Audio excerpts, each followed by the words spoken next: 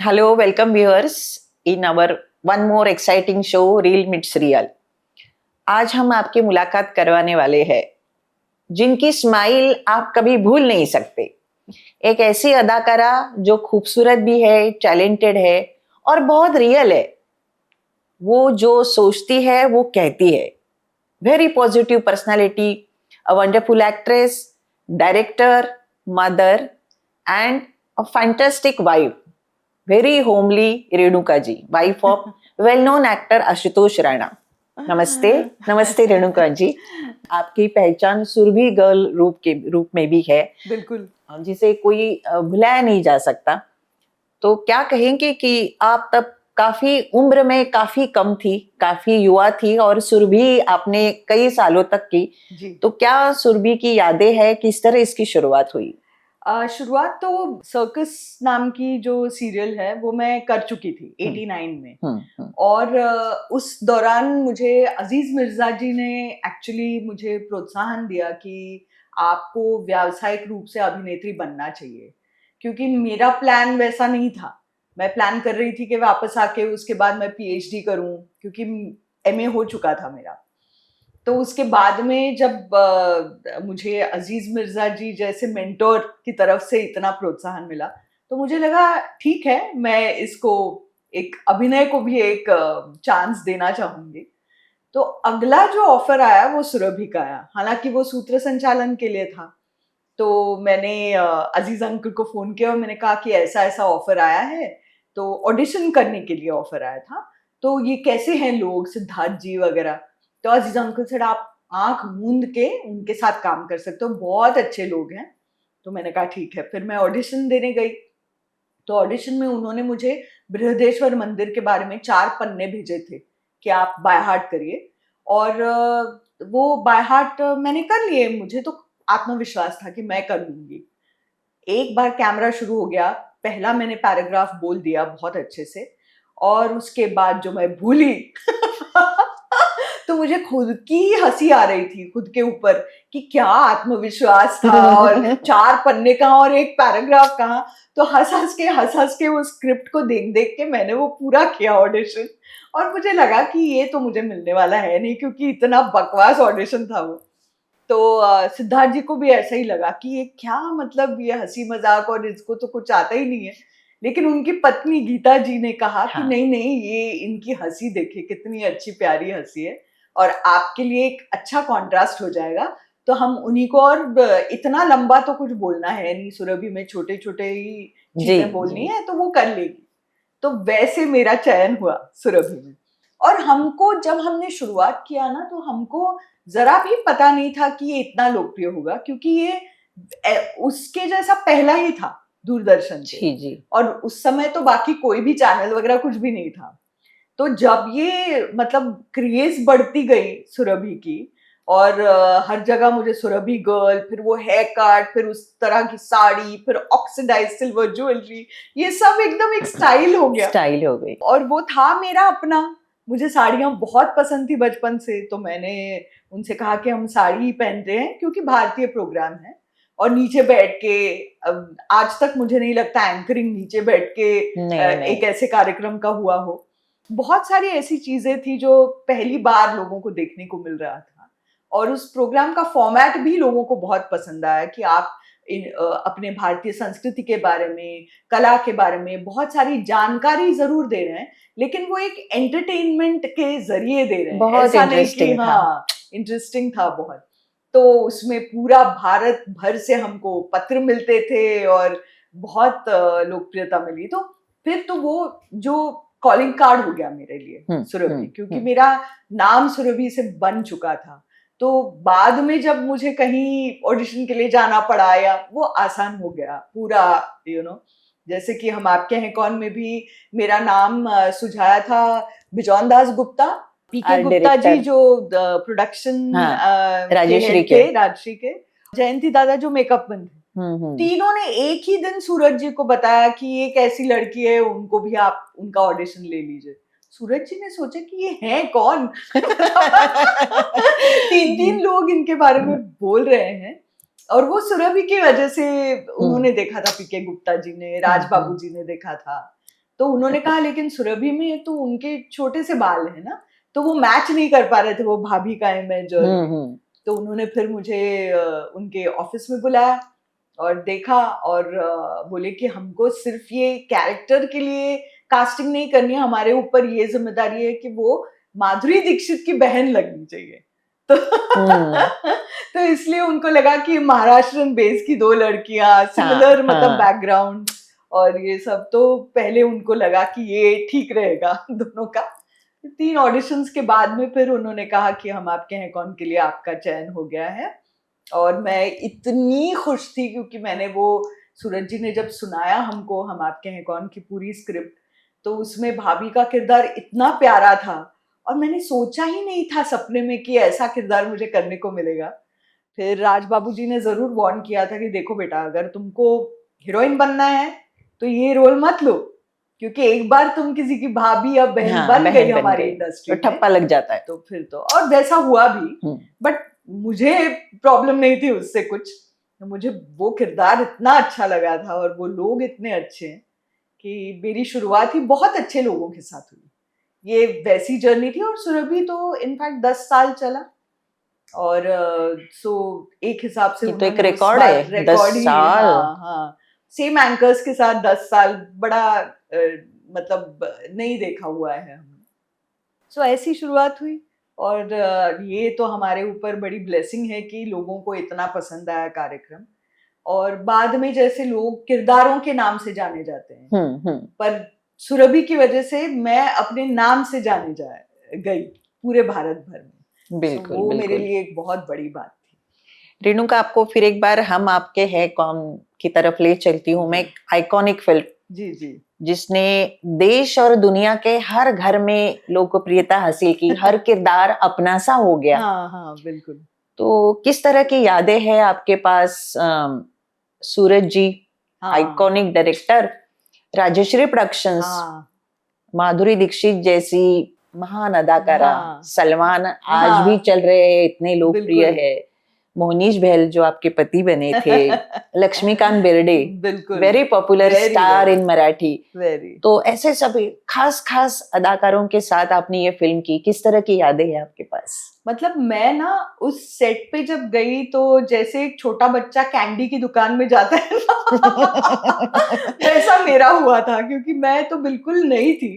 Hindi film industry के बारे में बहुत कम जानकारी थी क्योंकि मेरा बैकग्राउंड वैसा है नहीं।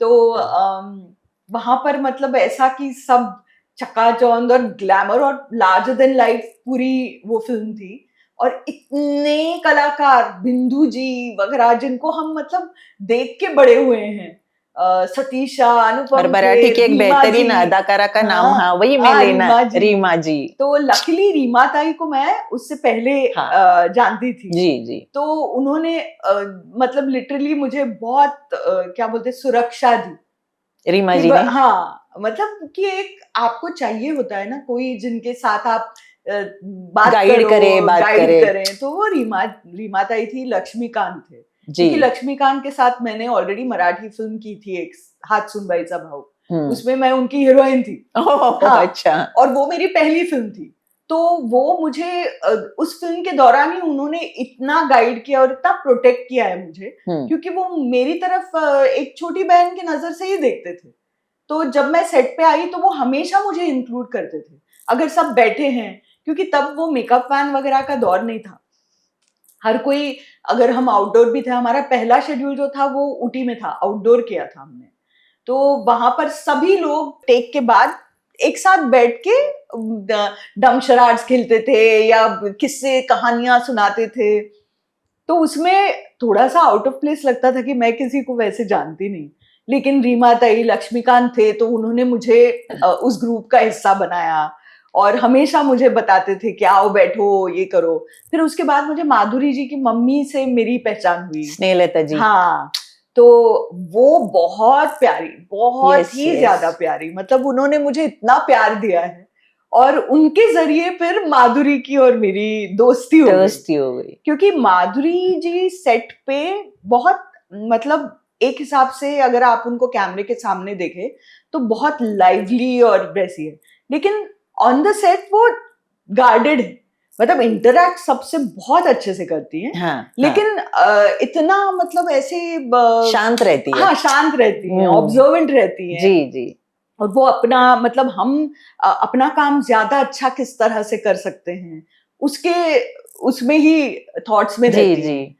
तो पर थोड़े समय बाद हमारी भी दोस्ती हो गई, और दोस्ती से पहले ही उन्होंने मुझे एक बहुत अच्छी गाइडलाइन दी थी कि बोली, क्योंकि उन्होंने ऑब्जर्व किया कि मैं ज्यादा पानी नहीं पी रही हूँ। तो क्योंकि आउटडोर में कुछ भी नहीं हुआ करता था, कहाँ पर अगर आपको वॉशरूम नहीं वॉशरूम है। वगैरह, तो कुछ भी ऐसा नहीं था, क्योंकि मेकअप फैंस वगैरह उस वक्त नहीं थे। जी जी। उन्होंने नोटिस किया और उन्होंने कहा कि चाहे जो भी हो जाए, तुमको ज्यादा से ज्यादा पानी पीना चाहिए।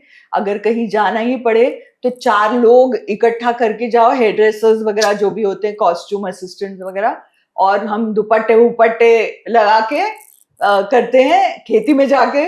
बाकी दूसरा कोई तरीका नहीं, वरना शी सेड कि मेरी तरह उनको स्किन की बड़ी प्रॉब्लम हुई थी उस वक्त बहुत, क्योंकि कम पानी पीने टैन से तो हुई वही थी होता है स्किन। ना, तो वो पिंपल्स आते थे वगैरह। तो उन्होंने कहा मेरी जैसी स्किन हो जाएगी तुम्हारी। तो वो एक, मुझे लगता है कि कितनी प्यारी नसीहत है कि कोई बिल्कुल। एक दूसरे एक्टर के बारे में, उनकी बहुत स्किन के बारे वार्मथ में, दिखाई। ये इतनी बड़ी कलाकार को ये बताने की जरूरत नहीं थी, जी। लेकिन उसने ये जरूर बताया मुझे। और फिर बाद में तो मतलब हम सब बहुत ही फ्रेंडली हो गए, एक ही उम्र के सब हाँ थे। हाँ हाँ। सूरज जी भी यस, वो भी हम उम्र ही थे लगभग। बिल्कुल। और सूरज जी के साथ काम करते समय एक तो बहुत सारी चीजें सीखने जैसी हैं उनसे। मतलब मैं तो कहूंगी कि एक निर्देशक के रूप में जो भी चीजें नहीं करनी चाहिए, जो करनी चाहिए, वो मैंने बहुत सारी सूरज जी से सीखी।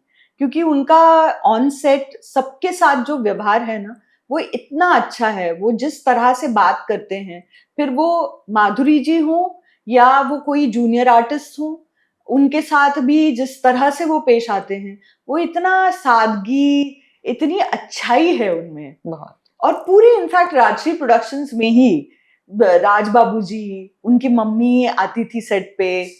और सिर्फ सूरज जी नहीं, मुझे लगता है कि पूरा परिवार, राजश्री प्रोडक्शंस जो है उसमें उनके परिवार का पूरा इन्वॉल्वमेंट था, क्योंकि जॉइंट परिवार था। जी, जैसा हम आपके यहाँ कौन में दिखा रहे थे, वैसा ही सूरज जी का अपना परिवार है। तो उनको देख के ही समझ में आता है कि कितना प्यारा परिवार है, और उसी तरह के लोग उन्होंने लिखे, इसीलिए लोगों को इतने पसंद हैं।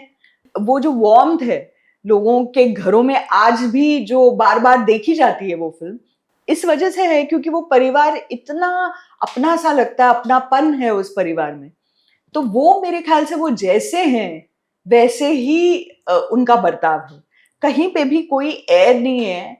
75 साल पुरानी कंपनी है, और ये सिर्फ मेकर्स नहीं है, तो डिस्ट्रीब्यूटर्स, एग्जिबिटर्स, सब कुछ है। लेकिन फिर भी कहीं पे भी उनमें वो घमंड नहीं या अहंकार नहीं। तो ये बात हमारे इंडस्ट्री में बहुत सीखने वाली है पूजा। आज भी मैं देखती हूँ कि बहुत कम जिन लोगों ने किया है शायद इंडस्ट्री में, वो एक दो चीजें करने के बाद ही उनका अहंकार इतना बढ़ जाता है, उसमें वो मारे भी जाते हैं। क्योंकि आप मतलब अगर कुछ रामायण से हम सीखें, तो वो जो पंडित रावण जी हैं, जो सबसे बड़े ज्ञानी थे, तो उनके अहंकार ने ही उनको मारा। तो ये बात हमको बहुत अच्छे से अपने मन में गांठ बांध के रखनी चाहिए कि चाहे आप कितने भी बड़े कलाकार क्यों ना हो, वो किस वजह से आप सिर्फ अकेले काम करके नहीं हुए हो वो कलाकार।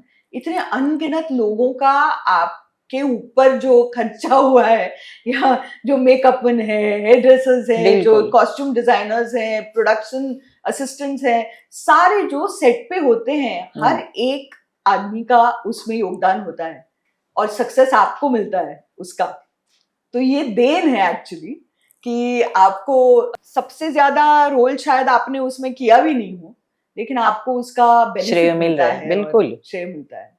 तो ये अहंकार और घमंड का जो होना है और ना होना है, वो मैंने सूरज जी से सीखा कि सेट पे एक तो सबके साथ रिस्पेक्ट से ही आप बात करो। अगर किसी के साथ कुछ अनबन भी हुई हो, तो उनको साइड में लेके जाके सबके सामने उनका अपमान नहीं करना चाहिए।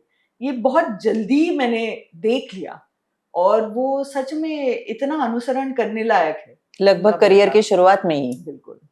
तो वो मैं कोशिश करती हूँ अपने काम में भी लाने की। हालांकि मैं इतनी अच्छी नहीं हूँ जितने सूरज जी हैं पर कोशिश अभी लगातार जारी है। सलमान के साथ कैसा रहा, क्या एक्सपीरियंस है, क्योंकि उनका करियर भी कहाँ से कहाँ पहुंच गया। बहुत, हालांकि वो मैंने प्यार किया से बहुत उनको सफलता ऑलरेडी जी मिल चुकी जी, थी। हम आपके हैं कौन के पहले, वो भी राजश्री की। वो भी राजश्री की। और मुझे लगता है कि उनके साथ मैंने राजश्री प्रोडक्शंस में काम किया, ये बहुत अच्छी बात थी क्योंकि वो उनका कंफर्ट जोन था। और वो जैसे थे वो मतलब बिल्कुल बाकायदा वैसे ही वो रह पाए, यू नो, कोई फिल्टर नहीं था उनमें। और वो बहुत मिस्चिवस थे, मतलब आज भी है मुझे लगता है मतलब सिंसियरिटी बहुत मैंने देखी। और दूसरी बात यह है कि उनके साथ बच्चों का काम हो या कुत्ता भी था टफी, तो उसके साथ भी काम करना था उनको और माधुरी जी को, दोनों को। लेकिन दोनों को चूंकि एनिमल्स बहुत पसंद है तो इसलिए वो उन्होंने इतना आसानी से वो कर दिया, मतलब उनके लिए कुछ एक नई बात नहीं थी। और ना उन्होंने ये बतंगड़ किया कि यू नो इनके साथ मुझे एडजस्ट करना पड़ रहा है, बिकॉज बच्चे और एनिमल्स के साथ आपको एडजस्ट करना पड़ता है ना, आप कितने भी बड़े स्टार हो। करेक्ट है। सो वो पेशेंस, वो ये, और बहुत धमाल मस्ती करने वाला इंसान लगा मुझे सलमान। कोई भी उसमें भी कोई एयर्स मैंने नहीं देखे उनमें। माधुरी जी में वो एक सादगी एक थी, और बहुत ही अच्छे तरीके से सबने, मोनीश जी की मम्मी को मुझे, मतलब नूतन जी को मैं मिली थी, मुझे याद है बहुत बचपन में मेरे मायके में मेरे घर के ऊपर विनय मांडके रहते थे जो गायक है। तो वो शोज करते थे नूतन जी के साथ। अरे वाह। तो नूतन जी एक दिन उनके घर आई थी, तब मैं किसी काम के सिलसिले में ऊपर गई थी और मेरी मुलाकात उन्होंने करी। So lucky, I was very lucky. और उस वक्त मुझे पता ही नहीं था कि एक दिन मैं अभिनेत्री बनूंगी और उनके बेटे के साथ काम करूंगी। क्या ये सारी संजोग जो है। डेस्टिनी होती है, तो सच में कुछ अलग ही सब पर्सनली देखा आपने उनको। यस। वाह, सुपर। बहुत ही स्वीट उन्होंने जिस तरह से मेरे साथ बात की। मैं उम्र में बहुत छोटी थी तब, आई थिंक स्कूल या कॉलेज में फर्स्ट ईयर में होंगी। तो बहुत स्वीटली उन्होंने बात की, पूछा क्या कर रही हो वगैरह। ओहो, वो भी बहुत विनम्र थी ना। रेणुका जी, जिन सितारों के साथ आपने काम किया, आपकी भी ट्रिमेंडस ग्रोथ हुई जी। माधुरी दीक्षित तो स्टार है ही है, सलमान भी वन मैन शो है इंडस्ट्री के। तो इन सभी की ग्रोथ किस तरह से आप देखती है? क्या ऐसी क्वालिटीज है उनमें जो उनको बनाए रखती है?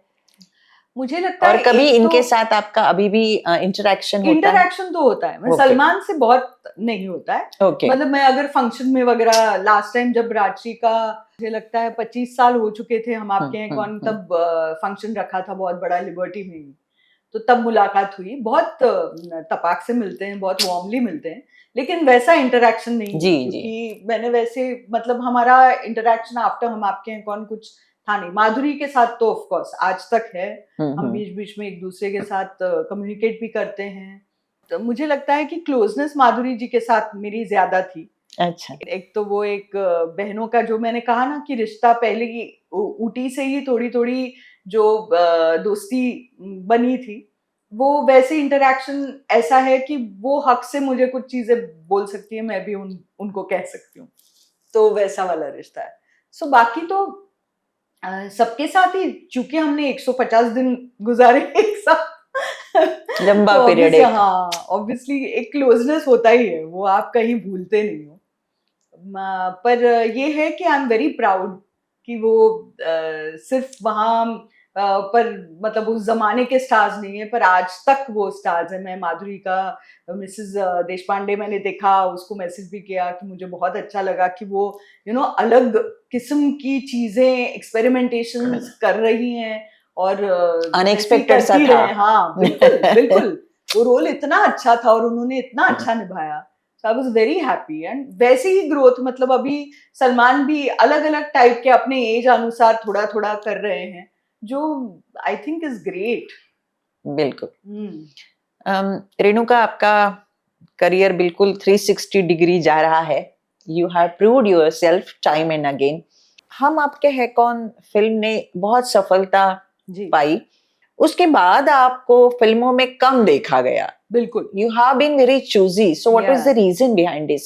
नहीं, चूजी सिलेक्टिव काम किया आपने। एक्चुअली वो मेरे ऊपर वो बंधन एक हिसाब से हो गया, क्योंकि क्या हुआ, उस जमाने की जो जिस तरह की फिल्में थी, तो उसमें जो बहन या भाभी थी, नॉर्मली उनके साथ कुछ आपत्तिजनक हो जाता है, उसके बाद में फिर हीरो आके उनको बचाता है, टाइप का सिनेरियो था, जो मेरे लिए करना बड़ा मुश्किल था फ्रैंकली, क्योंकि मैं कैरेक्टर आर्टिस्ट थी। तो उन कैरेक्टर्स में भाभी या बहन उसी तरह की उनको पोर्ट्रे किया जाता था, जो मेरे लिए वो असहज था, मैं नहीं करना चाह रही थी। दूसरी बात, फिल्मों में अगर मेन रोल्स की बात करें तो उसमें थोड़ा सा एक्सपोज करना पड़ता है वगैरह, अगेन उसमें मैं बहुत असहज थी। तो इसलिए एक हिसाब से मेरे लिए जो टेलीविजन की दुनिया खुल गई, जो एक पारिवारिक माध्यम था, तो मैंने सबसे ज्यादा काम मेरा टेलीविजन पे किया, और टेलीविजन पे लगातार इतना मैं काम कर रही थी कि मेरे उसके बाद फुर्सत ही नहीं मिलती थी कोई और चीज करने के लिए, क्योंकि लगातार ही मतलब बहुत सारे साल में लगातार काम कर रही थी। उसके बाद फिर 2001 में जब मेरी शादी हुई, तो मैंने सोच समझ के ही काम बिल्कुल बंद कर दिया था। मुझे फैमिली करनी थी, मुझे उस पर कॉन्सेंट्रेट करना था, तो इसलिए वो एक कॉन्शियस डिसीजन था, क्योंकि मेरी शादी मेरे उम्र के काफी बाद में हुई, 35 साल की थी जब मेरी शादी हुई, तो मैं फैमिली जल्दी से जल्दी शुरू करना चाह रही थी, एंड लकीली 36 साल में पहला बेटा हुआ, फिर दूसरा 38 के वर्ष में हुआ, which is like an age which is like not the normal age for kids, लेकिन सब कुछ एकदम अच्छे से हुआ। तो तब मैं मतलब उसके बाद तो मैंने फिर देखा ही नहीं उसकी तरफ, काफी समय लगा मुझे एक्चुअली वापस प्रयास करने के लिए कि मैं कुछ अभिनय करूं वगैरह। उसके बाद उस बीच में फिर मैंने but when you got married आपने ब्रेक लिया? हाँ, अच्छा, ओके, बिल्कुल। यहाँ तो ब्रेक के बाद काफी टाइम लगता है टू कम बैक। और लगा ही, मतलब मुझे बहुत टाइम लगा, ऐसा आसान नहीं है ब्रेक लेने के बाद कि आप। और क्या हुआ पूजा, 2001 में डेली सोप्स का शुरू हुआ दौर, और डेली सोप अगर मुझे करना है तो मैं परिवार के साथ वो कैसे करूं, मतलब मैं नहीं मैनेज कर पा रही थी। मैंने इमेजिन नहीं किया था, मुझे लगा कि मैं घर पे रह के बच्चों को उनका पालन पोषण और ये सब मैं करूं, और राणा जी का तो तय था कि वो हैंड्स ऑन फादर नहीं थे तो इसलिए मतलब वो भूमिका तो मुझे ही निभानी थी हम दोनों में जी। एंड मुझे लगता है बहुत इम्पोर्टेंट है, आप बच्चों को जब जन्म देते हैं, वो आपका निर्णय है खुद का, तो उनको उतना वक्त दोनों को देना चाहिए, माता पिता को, और एटलीस्ट वन एक एंकर होना चाहिए जी घर में। फिर वो इवन बड़े हो सकते हैं, दादा दादी भी हो सकते हैं, नाना नानी भी हो सकते हैं, ऐसा नहीं है। मैं इंसिस्ट ये नहीं कर रही हूँ कि सिर्फ माता पिता ही हो, लेकिन मुझे लगता है कोई एक घर का तो मेंबर एक एंकर की तरह होना चाहिए। सो वो, और मेरी तो वो मतलब इच्छा ही थी, मुझे बच्चे इतने पसंद हैं, तो मैंने मतलब मैंने मिस भी नहीं किया काम को उस वक्त। फिर वो थोड़े से बड़े हो गए, वो पाया आपने। हाँ बिल्कुल, वो हुआ है मेरे साथ। और उसके बाद में 2007 के करीब फिर राणा जी ने मुझसे कहा कि भाई तुम ओरिजिनली डायरेक्टर बनना चाह रही थी, तो उसके बारे में प्रयास करो, क्योंकि उस समय मराठी सिनेमा का ना एक गोल्डन दौर शुरू हो गया था। श्वास सिनेमा जो नेशनल अवार्ड मिला, गया था, तो इसलिए उन्होंने कहा तुम क्यों नहीं कुछ करती, बिकॉज तुम्हारा पहला पैशन वो था डायरेक्शन वाला। कितनी लकी हो तो, आपको उन्होंने खुद प्रोत्साहन दिया। बिल्कुल, वेरी गुड। और फिर मैंने आई का जो नॉवेल था रीटा विलेंडकर, उसको अडेप्ट करने की कोशिश की मराठी में, और आई को पढ़ने दिया कि आप पढ़ लो और देख लो कि मैंने ये जो किया है वो आपको ठीक ठाक लग रहा है, क्योंकि आपकी नॉवेल जी। पर आई को बहुत पसंद आया वो। तो फिर और लकीली मुझे प्रोड्यूसर्स भी बड़े अच्छे मिले, मनमोहन शेट्टी की बेटियां आरती और पूजा। पूजा पहली फिल्म वो थी जो उन्होंने मेरी फिल्म रीटा प्रोड्यूस की। उसमें पल्लवी जोशी, जैकी श्रॉफ थे। बहुत मजा आया उस फिल्म के वक्त। तो वो 2008 में मैंने डायरेक्ट की और 2009 में वो रिलीज हुई और उसका बहुत अच्छा रिसेप्शन, मतलब जितना लगा नहीं था हमको, क्योंकि थोड़ा सा वो विषय गंभीर है जी, मतलब बहुत ज्यादा एंटरटेनिंग नहीं है, फिर भी लोगों को बहुत पसंद आई। तो एक हिसाब से एक नया चैप्टर मेरे लिए खुल गया उस समय। लेखन का ऐसा है कि मैं घर पे बैठ के वो कर पा रही थी, जो मेरे लिए बहुत जरूरी था उस समय। you could manage both the I could things. manage, yes. So फिर वो दौर शुरू हुआ। फिर त्रिभंग को लिखते लिखते ही बहुत साल लग गए, तो इसलिए उसको जमा कर बनाने में कुछ 7 साल लगे, मतलब लिखने में कुछ समय 3 साल, उसके बाद वो प्रोडक्शन, फिर ये सब कर आके फिर 2021 में वो रिलीज हुई। तो उसकी भी काफी तारीफ हुई जी। मतलब मुझे सबसे अच्छी बात ये लगती है कि वो है तो एक महिला प्रधान जी, लेकिन जिस तरह के रिस्पॉन्सेज मुझे पुरुषों ने लिखे हैं उसके बारे में वो इतने अच्छे हैं। मतलब साहित्यिक मुझे रिस्पॉन्सेज उनसे मिले हैं। और कुछ लोगों ने ये भी लिखा है कि हमारे इर्द गिर्द जो महिलाएं हैं उनकी जो कुंठा है या उनकी जो अपेक्षाएं हैं जिंदगी से, उसके बारे में एक नया हमारे सामने एक देखने को मिला। यू नो कि एक औरत सिर्फ माँ, बेटी, बहन, किसी की पत्नी, इसके अलावा जो एक व्यक्ति के रूप में है, उसके बारे में वो 3 महिलाओं की कहानी थी। तो इसलिए वो लोगों को बहुत पसंद आया, जो मुझे लगता है कि ओटीटी स्पेस ने ये स्पेस क्रिएट किया है, क्योंकि ये कोई जनरल रिलीज वाली फिल्म नहीं थी जी। तो आप अगर कुछ अलग तरह का कुछ बनाना चाहते हो तो ये एक बहुत भाग्य की बात है कि ये स्पेस भी खुल गया है हमारे लिए। Of course. Yeah. Again, working with an Kajol. solid actor like yes. Kajol. So how She was a it? delight. मतलब हमारी सेट पे अगर कोई, काफी गंभीर सीन्स वाली फिल्म थी, लेकिन सेट पे अगर कोई आता तो कोई गंभीर नहीं था सेट पे। मतलब नॉन स्टॉप लाफ्टर। काजोल खुद बात करती है और हंसती भी बहुत है। बिल्कुल, बहुत, और खुल के। एक बार उन्होंने जब डिसाइड किया कि ये मुझे कहानी पसंद है, ये डायरेक्टर पसंद है, तो फिर जो कमिटमेंट है उनका वो देखने लायक है। मतलब वो झोंक के काम करती है, बिल्कुल कोई ना तो मतलब होल्ड बैक नहीं करती कोई भी चीज।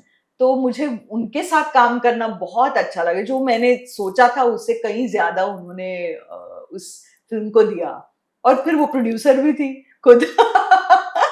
तो एक किस्सा ऐसा है कि वो गाड़ी चला रही है उसमें, तो चूंकि उसमें कैमरा रिग पे लगा है तो कैमरामैन की जरूरत नहीं होती, वो तो कैमरा चलता है, रोल करते हैं और फिर गाड़ी चलती है और वो रिकॉर्ड करते हैं। और मैं पीछे बैठी थी क्योंकि मुझे इंस्ट्रक्शंस देने थे उसको, और मुझे देखना भी था उस पे, तो मॉनिटर पे।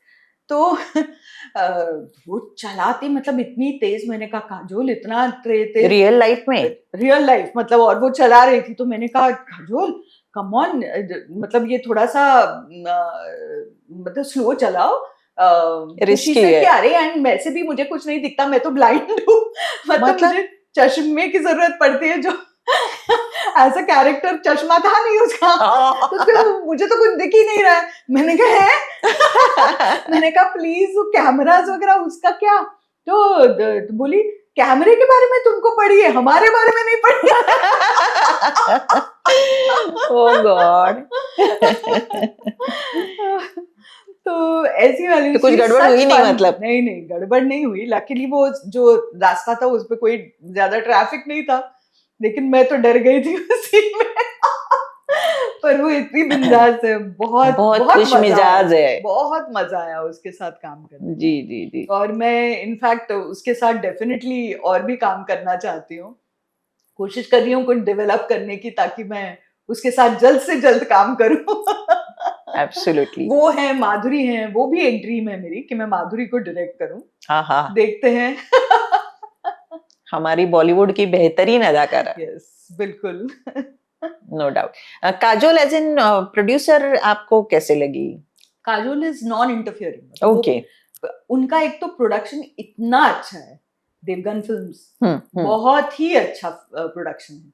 वहां पर सब कुछ मतलब क्या बोलते हैं, कहीं पे भी आपको नहीं लगेगा कि यहाँ पर पैसे बचा रहे हैं, या ये जो नॉर्मल चीजें आप देखते हो ना, बहुत ही उदार प्रोडक्शन हाउस है. अरे वाह. और कोई मतलब इंटरफियरेंस नहीं है, क्रिएटिव इंटरफियरेंस उनका नहीं होता है.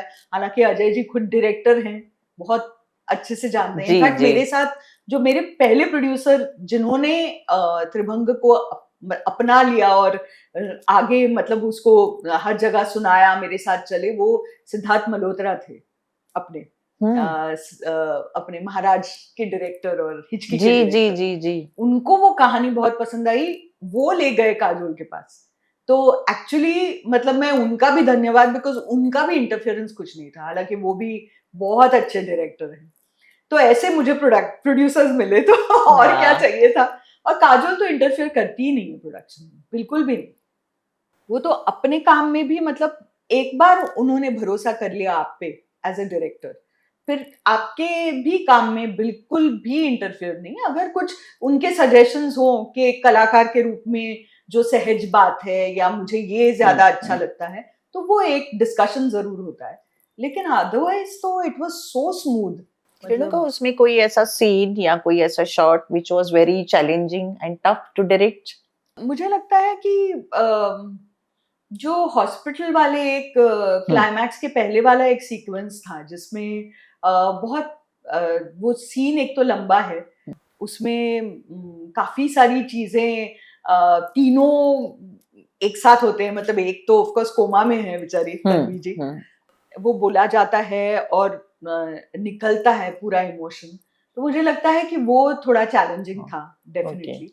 बट थ्रू आउट ही मुझे लगता है चैलेंजिंग था, बिकॉज आप भी एज ए डायरेक्टर, मतलब एक गैप के बाद मैं डायरेक्शन कर रही थी, तो वो भी एक मैंने ही अपने ऊपर प्रेशर डाला था, बाकी कोई नहीं डाल रहा था. So you were stressed I was before? not stressed, but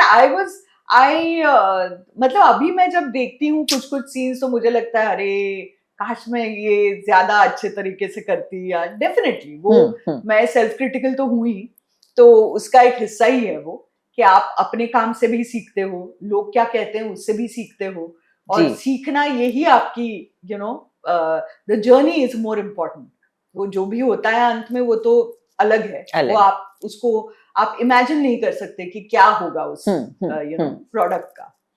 लेकिन वो जर्नी है वो बहुत एक्साइटिंग थी मेरे लिए. उसका पोस्ट प्रोडक्शन भी हमने कोविड में किया, which was very challenging. The main challenge for me was that कि मैं स्टूडियो में जाके जो अच्छा लगता है आपको कि आप हो वहां पर और कर रहे हो, वैसा मैं नहीं कर पा रही थी वेरी ऑफन. म्यूजिक तो ऑनलाइन ही हमने किया पूरा वो, तो इसलिए थोड़ा सा चैलेंजिंग था. बट या बिकॉज वो पूरा मतलब दुनिया के लिए वो दौर ही चैलेंजिंग था. तो और ऐसे में आपकी सभी कलाकारों ने, काजोल, तन्वी जी, मिथिला, नहीं, हमारा लकीली शूट खत्म हो गया. अरे वाह. पोस्ट प्रोडक्शन जो था वो हमको ऑनलाइन ही करना पड़ा. बहुत सारा VFX हो या जो भी पोस्ट प्रोडक्शन की बातें थी, बिल्कुल वो हमको करना पड़ा था. रेणुका जी, आपके स्वभाव की एक खासियत है कि आपने हमेशा अपनी मन की बात कही है. You never heard about ये कि Renuka ji is a double standard. She would say something and will do something else. ऐसा नहीं है आपके साथ. तो क्या कभी इस तरह के स्वभाव के कारण अपने दिल की बात कहने के कभी इसका प्रभाव आपके काम पर पड़ा?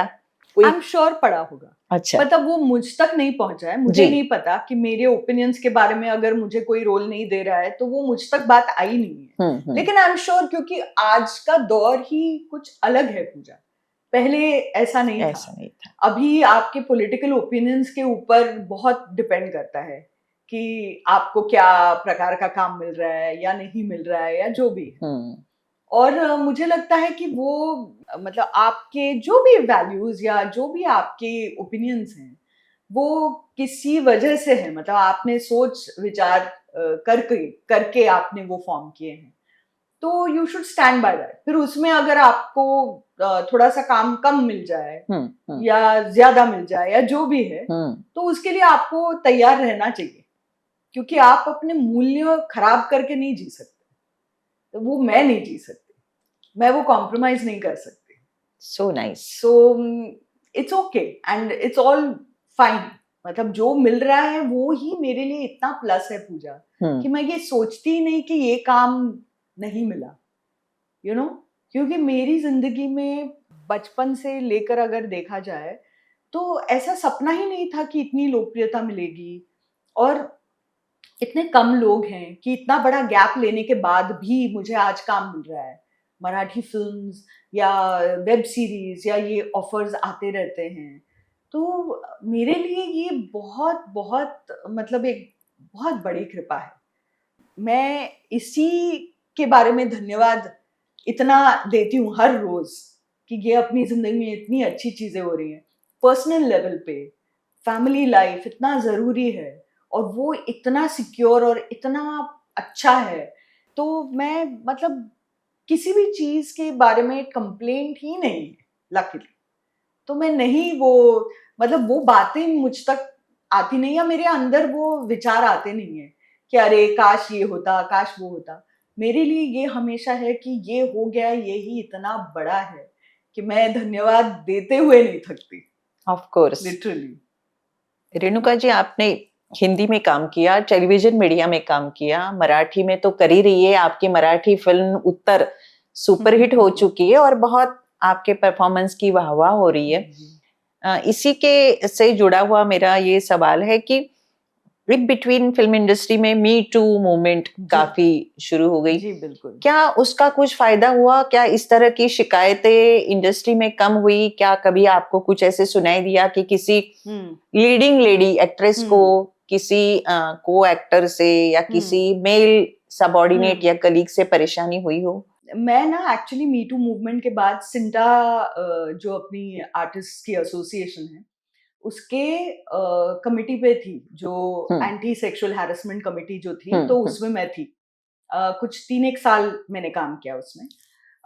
प्रॉब्लम ये थी कि जो परेशानियां नॉर्मली एक्टर्स को होती है वो को एक्टर्स से थोड़ा सा कम प्रोड्यूसर्स डायरेक्टर्स वैसे ज्यादा होती है। तो आपकी जो मतलब केस है वो सिंटा में कम आती है, आपको लेके जाना पड़ता है प्रोड्यूसर्स एसोसिएशन के पास या डायरेक्टर्स एसोसिएशन के बाद पास। तो हमारे पास वैसे केसेस कम हैं। लेकिन सिंटा में ये शुरुआत तो डेफिनेटली हुई कि अगर किसी आर्टिस्ट को मदद चाहिए, जैसे लॉयर्स की मदद लगती है, आपको अगर एफआईआर करना है तो आपको नहीं पता होता है कैसे करना, क्या होना, आपका सीरियसली लिया भी जाएगा कि नहीं। तो इन सारी चीजों के लिए उस एसोसिएशन में वो कमिटी भी थी और एसोसिएटेड लॉयर भी थी, जो हमको एक्चुअली ट्रेनिंग देती थी कि लॉ क्या है। हमको अक्सर मालूम नहीं होता कि अपने देश के लॉज क्या है, हमको कायदे कानून मालूम नहीं होते, बिल्कुल नहीं। तो हमारे अधिकार क्या है वो भी मालूम नहीं होते। एक तो सबसे पहली बात है कि it's very difficult for a woman to raise her voice. Absolutely. आज भी अगर मी टू मूवमेंट के बाद भी अगर कोई ऐसी एक सिचुएशन है, तो कोई भी महिला जिसको काम करना ही पड़ रहा है उस ग्रुप में, वो उस प्रोडक्शन हेड या कोई एक बहुत पावरफुल इंसान है उसके खिलाफ आवाज कैसे उठाए?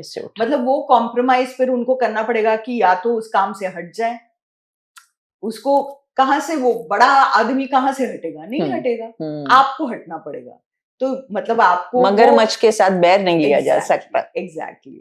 तो उसमें मुझे लगता है कि आजकल जो एटलीस्ट ओटीटी स्पेस में जो हुआ है इसके बारे में, वो ये है कि आप एक एनोनिमस तकरार कर सकते हैं, शिकायत कर सकते हैं। तो उसमें आपका नाम नहीं आता, लेकिन उनपे इंक्वायरी जरूर बैठती है।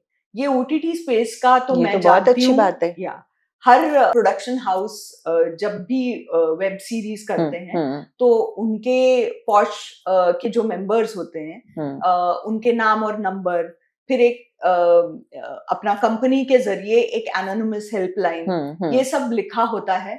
तो कोई भी अगर कोई भी असिस्टेंट हो या कोई भी सेट पे हो, बुलिंग भी, नॉट जस्ट सेक्सुअल हैरेसमेंट, पर बुलिंग भी होता है ना, तो उसके लिए भी आप एनोनिमस तरीके से कंप्लेन कर सकते हैं। There is such तो platform. डेफिनेटली सुधार हुआ है। वाह। कि कहीं ना कहीं तो एटलीस्ट एक महिलाएं जो हैं, अगर कोई उनको भी कुछ बता रहा है और कोई महिला पावरफुल पोजीशन में है, तो कम से कम वो आवाज उठा सकती है। लेकिन ये जब इसकी बात ही नहीं हो रही थी, तब सब अपने अपने लेवल पर ही उसके साथ डील कर रहे थे। अभी एक सोशल मीडिया ये प्लेटफॉर्म भी मिला है, हालांकि उसका दुरुपयोग भी होता है कि हाँ। हर अच्छी चीज में उसका दुरुपयोग भी होता है। होता है। जैसे डिजिटल इंडिया के साथ स्कैम इंडिया भी होता है। सही बात आपको वो भी सीखना पड़ता है कि क्रिमिनल्स कैसा विचार करेंगे। बिल्कुल। तो आपको एक स्टेप आगे रखना पड़ता है अपने आप को। लेकिन ये है कि लॉज अगर महिलाओं के प्रति संवेदनशील लॉज बने हैं, तो उसका दुरुपयोग करने वाली बड़ी इमेंसिपेटेड महिलाएं भी होती हैं, जो फिर ये जिनका आवाज है नहीं, उनके लिए वो हानिकारक होता है।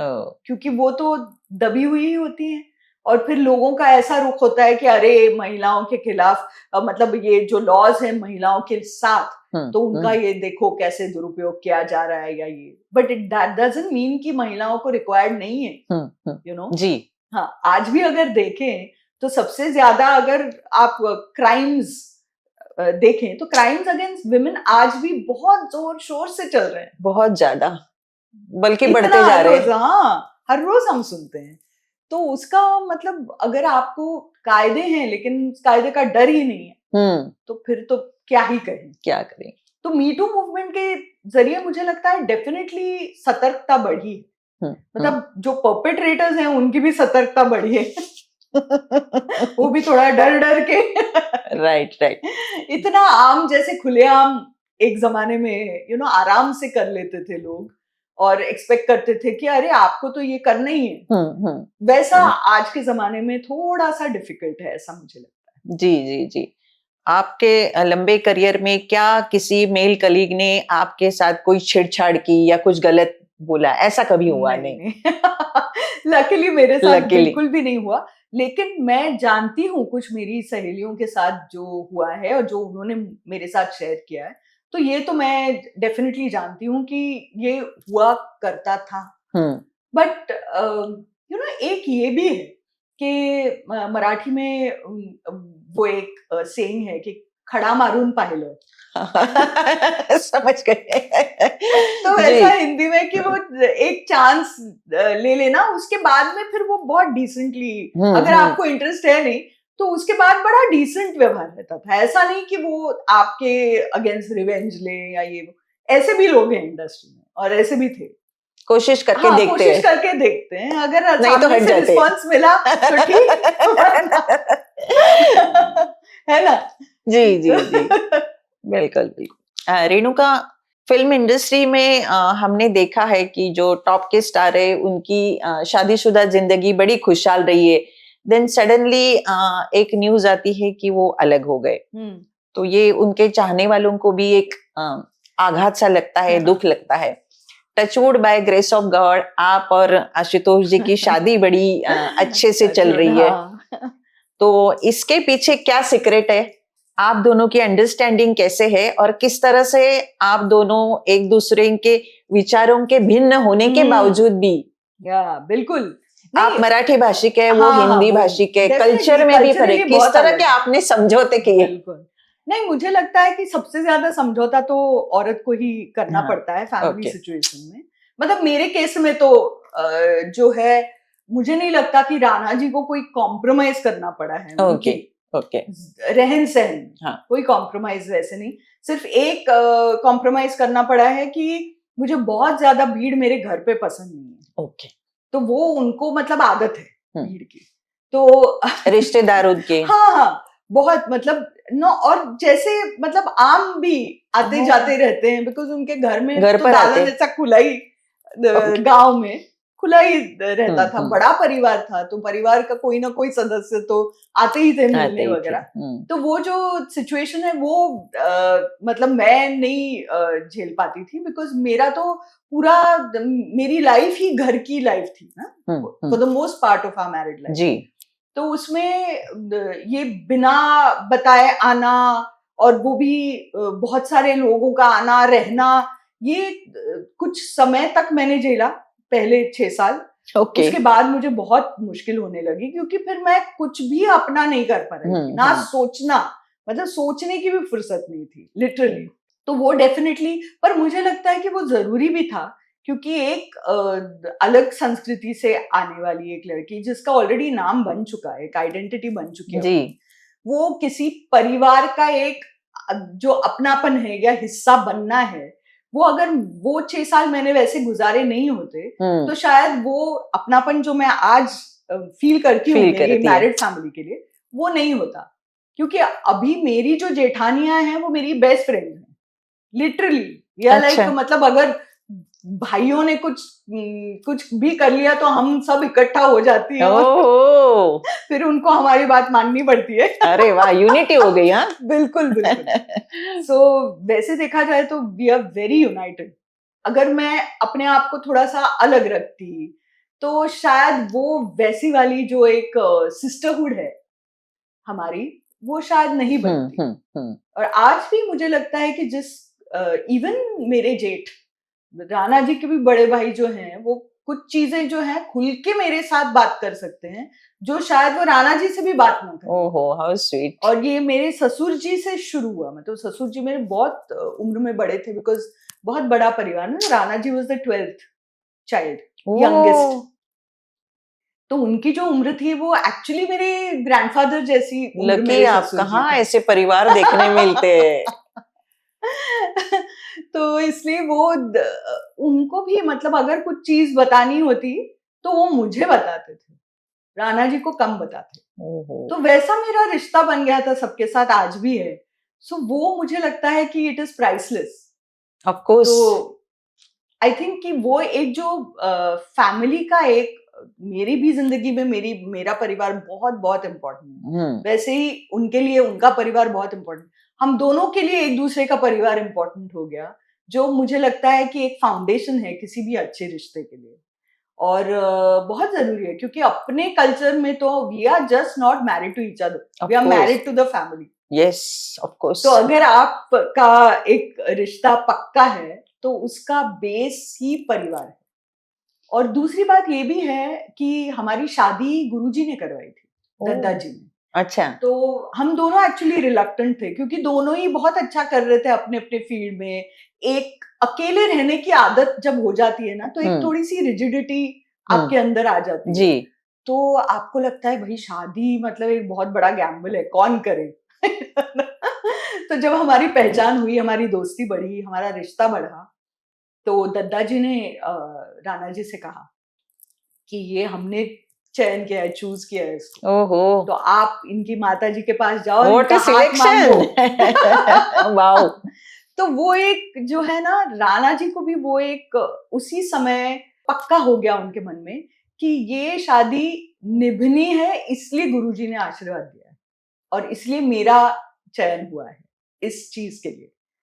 तो इसलिए वो एक बेस इतना पक्का है ना पूजा।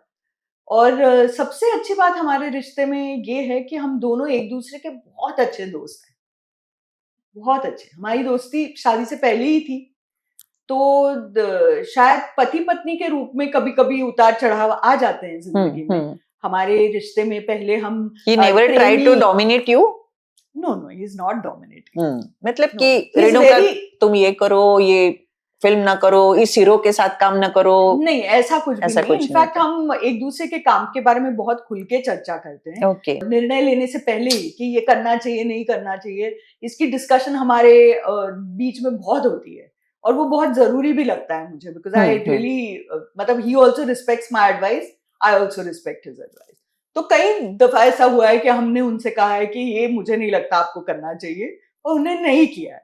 और उन्होंने मुझे भी कहा है कि मुझे नहीं लगता कि ये करने लायक है, और मैंने मान लिया है बात। इसलिए हम दोनों के बीच में मैं बोल रही हूँ ना कि दोस्ती इतनी पक्की है कि मतलब पति पत्नी के रूप में अगर कुछ हो भी अनबन, तो दोस्त के रूप में हम कभी मतलब अलग नहीं होते, हमारे विचार अलग नहीं होते।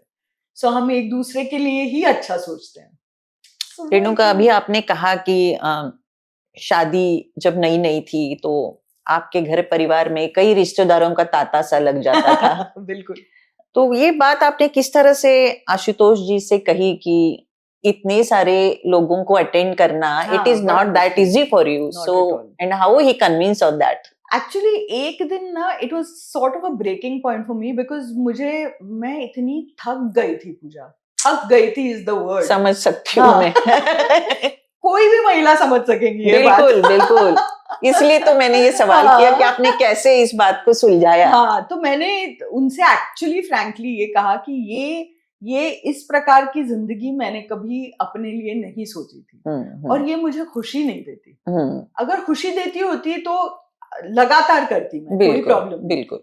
लेकिन वो खुशी नहीं दे रही है, ये बात मुझे लगता है कि थोड़ा स्ट्रीमलाइन हमको करना चाहिए और ये जान के करना चाहिए कि मैं भी अपनी जिंदगी के बारे में कुछ और करना चाहती हूँ, कि ठीक है कि मेरे बच्चे हैं इसलिए मैंने ब्रेक ले लिया है और मैं बाहर का काम नहीं कर रही हूँ, लेकिन मेरा अंदर का जो विचार है या ये है या जो आगे करना है उसके बारे में सोचने के लिए मुझे फुर्सत चाहिए, मुझे अपने बच्चों को देखने के लिए भी फुर्सत चाहिए जो नहीं मिल रही। तो मैंने उनको ये समझाया कि ये मेरा स्वभाव नहीं है और मेरा स्वभाव बहुत हद तक बोलने का नहीं है कि मैं हर चीज में छोटी छोटी चीज में नहीं बोलती, लेकिन वो बढ़ जाता है तो फिर वो एक ज्वालामुखी की तरह फट जाता है, तो वो स्टेज नहीं आनी चाहिए। तो उस स्टेज के पहले ही वो जब फुसफुसा रहा था ज्वालामुखी तभी मैंने बोला कि ये नहीं है। तो उन्होंने कहा तुमने पहले क्यों नहीं बताया, तुम इतना अच्छे से सब कुछ करती रहती हो कि मुझे पता ही नहीं चला। एहसास और ये नहीं किया बात उन्होंने है कि हमको ऐसा लगता है कि अरे आपको पता कैसे नहीं, आपको कैसे नहीं समझ में आया। लेकिन हमको बताना चाहिए ये चीज, हाँ। कि ये मेरे मन की बात है। अगर मैं नहीं बताती तो इमेजिन मैं कुड़ती रहती और मैं करती रहती और मैं बेमन से करती रहती, जो कि अच्छा नहीं है। अच्छा नहीं। अब मैं बहुत मन से करती हूँ, जब भी लोग आते हैं लिमिटेड आते हैं, मतलब हमारे टाइम के हिसाब से आते हैं। अब तो मैं काम करना शुरू कर चुकी हूँ तो वो तो पॉसिबल भी नहीं है, जी काफी जी जी बाहर रहती हूँ। सो ये सारी चीजें हैं, पर ये खुल के बात करनी चाहिए और वो ट्रस्ट होना चाहिए एक दूसरे के साथ कि भाई मैं बात कहूँ और कोई नाराज ना हो जाए, इस बात से। बिल्कुल। या रेणुका, आम लोग ऐसा समझते हैं कि जिस अभिनेत्री को हम पर्दे पर देखते हैं या बिहाइंड द कैमरा देखते हैं, उनको खाना वाना बनाना तो आता नहीं होगा। आता है। ओके। और छोटी छोटी चीजें जैसे कि ग्रोसरी लाना, हाँ। सब्जी लाना, बाजार हाट हम जिसको बोलते हैं, बिल्कुल। इन सब के लिए आप कितना टाइम दे पाती है? जानती है खाना बनाना? हाँ, नहीं, वो तो खाना बनाना ये मेरी मम्मी ने मुझे और मेरे भाई को सिखाए थे। अरे इट्स अ वाह। लाइफ स्किल, जिसे उसका जेंडर से कोई लेना देना नहीं है। आप दोनों को ही सीखना चाहिए। आप अगर अकेले कहीं पे भी हो तो आप खुद खाना बनाना आपको आना ही चाहिए और किसी भी व्यक्ति को आना चाहिए, क्योंकि ये बेसिक नेसेसिटी है फूड। तो उसके बारे में ये सोचना कि भाई मुझे आता नहीं है, ये मूर्खतापूर्ण बात है। तो मुझे लगता है कि एक लाइफ स्किल के जरिए ये मैं चाहती हूँ कि मेरे बच्चे भी कुछ कुछ सीख रहे हैं अभी खाना बनाना, तो इसलिए मुझे लगता है आना ही चाहिए, मर्द हो या औरत हो। और वो मेरी मम्मी का था ही, आई का था। तो इसलिए मैं तो शादी से पहले बहुत साल पहले से ही खाना बनाती थी, बहुत अच्छा खाना बनाती हूँ। पर वो 6 साल जो मैंने खाना बना के मैं खुद ही बोर हो गई, उसके बाद में मुझे लगा कि किचन ये जो जगह है ना, वो मेरी इन दैट सेंस जगह नहीं है कि जहां पर मुझे बहुत आनंद मिलता है। मैं बना सकती हूँ, लेकिन मैं उसमें बहुत मेरा समय जाया नहीं करना चाहती। मैं बच्चों की टिफिन वगैरह वो सब बनाती, मतलब आज तक बनाती। जी। अगर उनको कहीं लंबा दिन हो वगैरह तो उनके लिए मैं बनाती हूँ, लेकिन अदरवाइज चूंकि काम भी हम दोनों ही बाहर कर रहे हैं, तो कोई एक एंकर खाना बनाने के लिए तो होना चाहिए। तो वो तो हमारे घर पे हैं, बहुत साल से हमारी बहुत अच्छी कुक है मीना नाम की, वो करती हैं खाना। और तो ऐसा, बट मैं एंजॉय करती हूँ कभी कभार करने में, पर मुझे आता सब कुछ है, मैं सब कुछ बनाती हूँ। ओहो, फैंटास्टिक। और मेरे हाथ के लौकी के कोफ्ते राणा जी को बहुत पसंद है। राणा जी को स्पाइसी भोजन बहुत पसंद है। अच्छा। हाँ, भरवा करेला, ये सारी चीजें वो बहुत आप चाव से दोनों के खाते फूड हैं। कल्चर में भी तो फर्क होगा बहुत ना? फर्क है। हाँ, हमारे घर पे गुड़ बहुत यूज होता है, नारियल यूज होता है, वो उनको जरा भी पसंद नहीं। और चूंकि वो फूडी है, मैं फूडी नहीं हूँ, मैं तो अपना मतलब जैसे जीने के लिए खाना है वैसा खाती हूँ। हाँ, तो जरूरी है इसलिए खाती हूँ। बट इसलिए हमारे घर में उनके हिसाब का खाना बनता है, बिकॉज वो बहुत ही चाव से खाते हैं, नियत से खाते हैं। सो इसलिए, और मेरे बड़े वाले बेटे को उनकी टेस्ट मिली है और छोटे वाले को मेरी। ओहो, ओके, तो थोड़ा सा लाइट खाना पसंद करते हैं। हाँ। रेणुका जी, महिला दिन आ रहा है जी बिल्कुल। तो रेणुका एक ऐसी सक्षम कलाकार निर्देशिका है जिन्होंने अपने विचार, अपनी सोच फिल्मों में और अपनी कलाकृतियों के जरिए दर्शाया है। ऐसे में आपको क्या लगता है कि आज जो स्त्री एंटरटेनमेंट इंडस्ट्री में है उसको किस तरह से खुद का रख रखाव या फिल्म चूज करनी चाहिए और इस दुनिया के सामने पेश होना चाहिए, और रेणुका के लिए वुमेन ऑफ सब्सटेंस कौन है? मुझे लगता है वुमेन ऑफ सब्सटेंस वो है जो अपने शिक्षण का या अपने विचारों का या जो भी उनके सपने हैं उसको पूरा करने के लिए कुछ ना कुछ करती हूँ, वो वुमेन ऑफ सब्सटेंस है। वुमेन ऑफ सब्सटेंस वो भी हैं जो घर परिवार देख रही हैं, उनके योगदान को कोई भी उतना सीरियसली नहीं लेता, लेकिन वो बहुत बड़ा योगदान है, क्योंकि बाकी के सब लोग अपने अपने अचीवमेंट्स उसी बलबूते पे करते हैं कि घर संभालने वाली कोई है। तो मुझे लगता है कि हम किसी भी काम को हमको कम नहीं सोचना चाहिए, वेदर इट्स होम मेकिंग और वेदर इट्स वर्किंग आउटसाइड। लेकिन मुझे ये जरूर लगता है कि थोड़ा चेंज होना चाहिए कि जहां पर औरतें बाहर काम करती हैं उनकी डबल ड्यूटी लग जाती है कि घर का भी काम उन्हीं को करना है, तो फिर वो प्रेशर बहुत ज्यादा हो जाता है। अगर दोनों ने मिलकर अगर काम किया, घर का भी और बाहर का भी, तो वो कितनी अच्छी एक स्थिति हो जाएगी। तो वो एक मुझे लगता है यूटोपियन कल्पना है जो हम हर महिला दिन में चाहते हैं कि ऐसा युग आए कि समानता बढ़े उस बात में। पर ये एक्सपेक्टेशंस की बात जो मैं कह रही हूँ उसमें टाइम लगता है।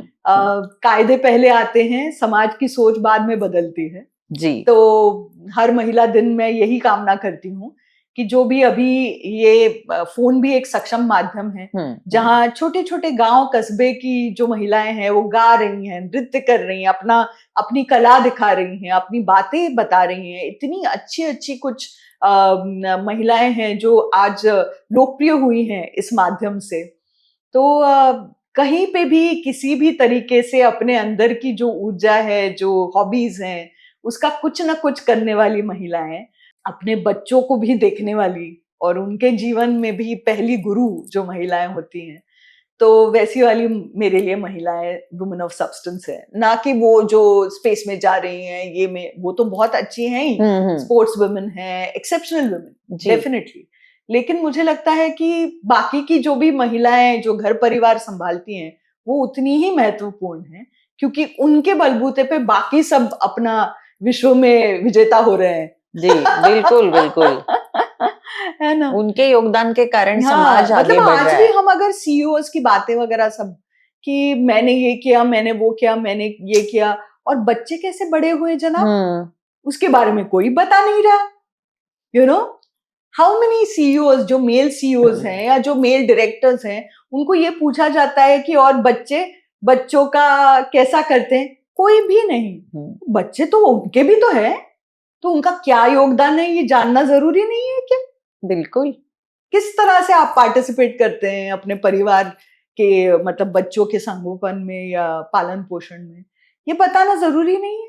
सिर्फ औरतों को ही पूछा जाता है। अब जैसे औरतें राइटर्स, डायरेक्टर्स या सिनेमेटोग्राफर्स हैं, सबसे पहले कि how do you balance work and family, तो उनसे भी तो पूछना चाहिए। मर्दों से उनकी भी तो जिम्मेदारी है, उतनी ही है। हाँ, और अगर पूछा नहीं जाएगा तो वो जिम्मेदारी कभी लगेगी ही नहीं, यू नो, ये बात है। एब्सोल्युटली। कोई इंडस्ट्री से जुड़ी हुई कोई ऐसी महिला है जो आपके लिए आदर्श बनी है? कई ऐसी मुझे लगता है आशा पारेख के बहुत बड़ा मेरे लिए, मैंने उनके साथ कोरा कागज में काम किया जी वो बहुत इंस्पायरिंग है।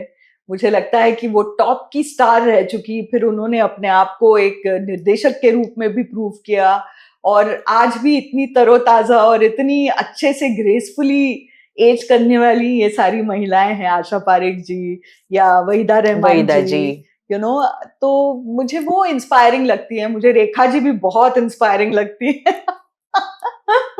तो ऐसी सब महिलाएं इंडस्ट्री की। और मैंने बीच में एक नादिरा जी का इंटरव्यू देखा, नादिरा जी अब नहीं है बट उनका इंटरव्यू देखा और इतनी इंस्पायरिंग लाइव्स हैं उनकी। मतलब इन सब महिलाओं की जो उन्होंने बनाया है उस नींव के ऊपर हमने अपनी अपनी सीढ़ी बनाने की कोशिश की है, तो उन सब को बहुत तहे दिल से सलाम इस बिल्कुल बारे में। Renuka, something about your mother.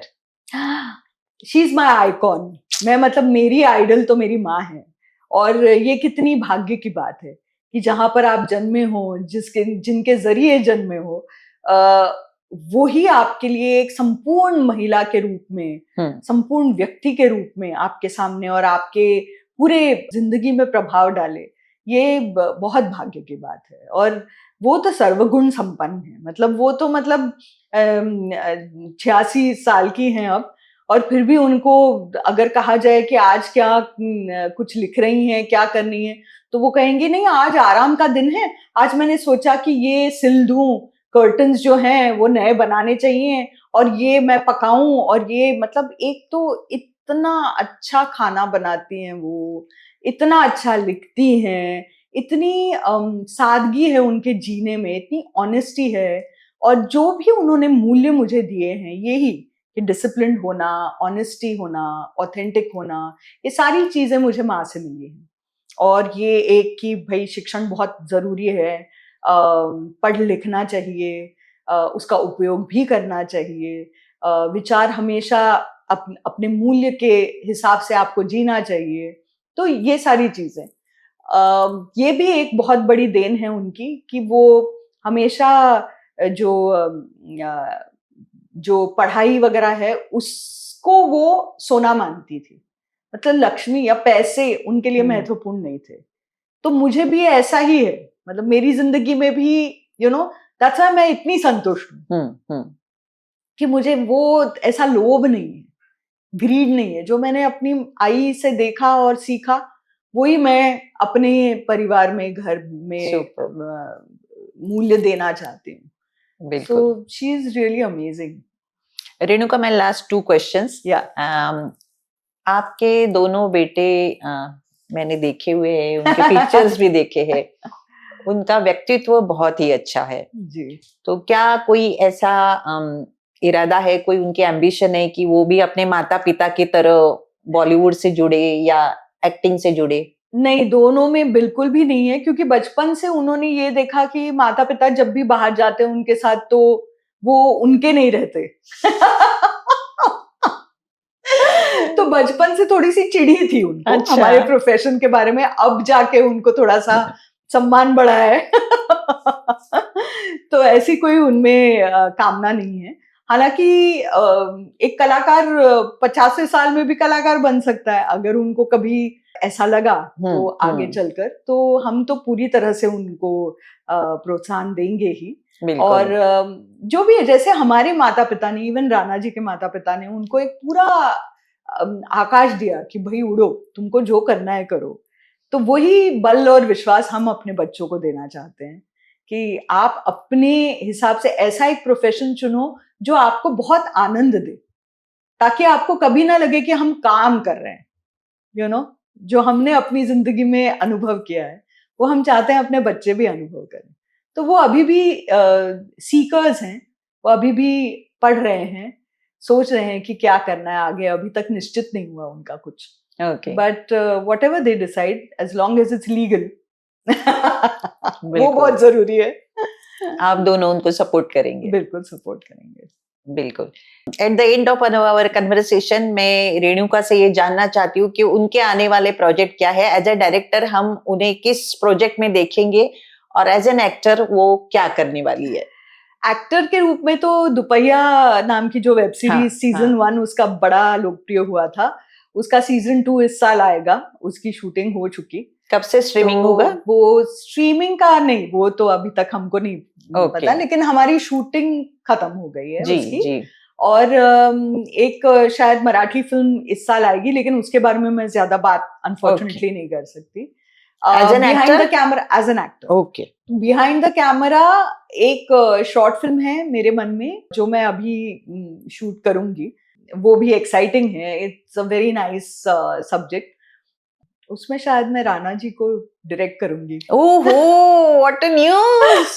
Great, मजा फर्स्ट आएगा। टाइम आपके साथ मैं शेयर कर रही हूँ। अरे वाह! ये भी एक जो मेरा सपना था। Thank you for sharing with us in reel meets real and it's exclusive thing. Yes, बिल्कुल। वाओ! तो ये तो वो कब शुरू होने के चांसेस है? मोस्ट प्रोबेबली फ्लोर पे हम अप्रैल में जाएंगे, तो एक बार वो हो जाए तो एडिट गुड़ी वगैरह पाड़वा कर से करा के बाद? बाद में। Okay, wow! देखिए, हम्म। आशुतोष जी ने आपके लिए वक्त निकाला, हाँ। तो इतने व्यस्त होने के बावजूद। Privileged to see. मैंने उनको डेट्स उनकी मांगी हाँ। कि प्लीज आप दें हमको डेट थोड़ी। Wow, it is really privilege. For me it is, because he is such an हाँ, outstanding actor कि बिल्कुल, मेरे लिए एक बिल्कुल। बहुत मजा आने वाला है behind the camera. of course. किसी दिन सेट पे जरूर बुलाइएगा, मजा आएगा। जरूर I will definitely call you. मजा आएगा, वाकई में मजा आएगा। So friends, रेणुका जी से इंटरेस्टिंग बातचीत आपको लगी होगी, क्योंकि जैसा हमने शुरुआत में ही कहा कि रेणुका जो भी बात करती है अपने दिल से कहती है, वो बहुत ट्रांसपेरेंट है, अपनी दिल की बात कहती है। और बहुत ऐसे कम लोग हैं इंडस्ट्री में जो ट्रांसपेरेंट है, अपनी दिल की बात पूरी गहराइयों से और सच्चाई से कहते हैं। रेणुका उनमें से एक है। So it was a pleasure to have Renuka ji with us. Thank you so much, Renuka. No, Pleasure talking to you. All It's the my best. pleasure, Pooja. Thank you so much. Thank you so much, Renuka.